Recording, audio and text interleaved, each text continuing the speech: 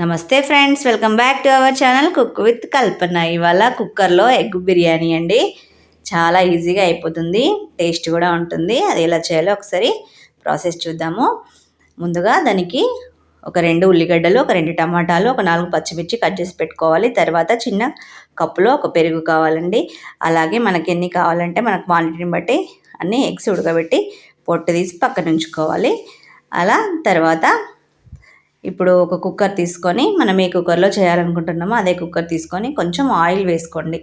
Oil వేసుకొని దాంట్లో కొంచెం పసుపు, కారం వేసుకొని ఈ ఎగ్స్ మనం పొట్టు తీసి పెట్టుకున్నాం కదా, ఎగ్స్ వేసుకొని మంచిగా అన్నీ వేసుకొని మంచిగా ఫ్రై చేయాలండి. కొంచెం పైన లేయర్ ఉంటుంది కదా ఎగ్, అది మొత్తం మంచిగా ఫ్రై కావాలి. ఒక కలర్ అనేది వస్తుంది, అప్పటి వరకు మంచిగా వేయించుకోవాలండి. చూడండి, ఇలా కలుపుకుంటూ వేయించుకోవాలి, లేకపోతే ఎగ్ మొత్తం అతుక్కుంటుంది. ఇలా మంచిగా ఫ్రై చేసుకోవాలండి.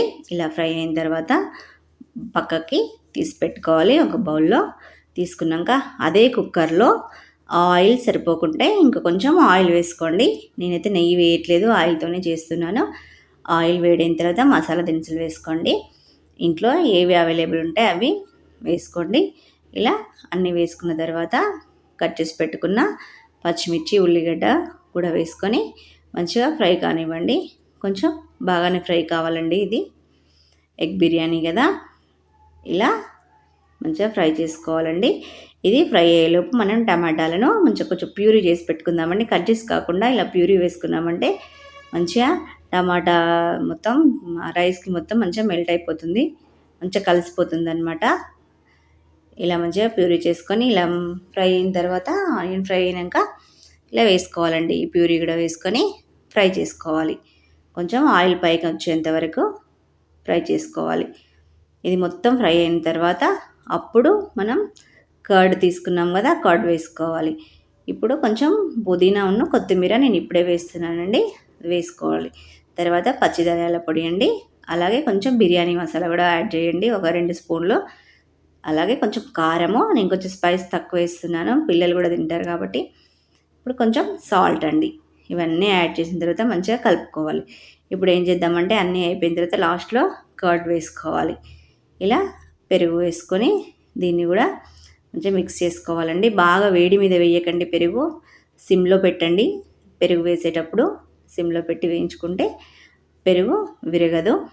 ఇలా వేసుకున్న తర్వాత మంచిగా కలుపుకున్న తర్వాత ఇప్పుడు మనం కడిగి పెట్టుకున్నాం కదా బాస్మతి రైస్, ఈ బాస్మతి రైస్ వేసుకొని మంచిగా మిక్స్ చేసుకోవాలండి.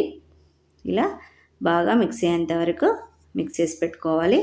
చాలా ఈజీగా అయిపోతుందండి, కుక్కర్లో పొడి పొడిగా కూడా వస్తుంది రైస్. ఇలా బాగా మిక్స్ అయిన తర్వాత మనం ఫ్రై చేసుకున్నాం కదా ఎగ్స్ కూడా ఇప్పుడే యాడ్ చేసుకోండి. ఇలా యాడ్ చేసుకొని మళ్ళీ ఒకసారి మిక్స్ చేసుకోండి. ఇలా మిక్స్ అయిన తర్వాత ఇప్పుడు కుక్కర్లో కాబట్టి బాస్మతి రైస్కి 1కి 1.5 పోసుకోండి. 1 కప్పు రైస్కి 1.5 కప్పు వాటర్ అయితే కరెక్ట్గా సరిపోతుందండి. ఇలా 1కి 1.5 వాటర్ పోసుకోవాలి. ఇప్పుడు లాస్ట్లో కొంచెం నెయ్యి యాడ్ చేస్తున్నాండి.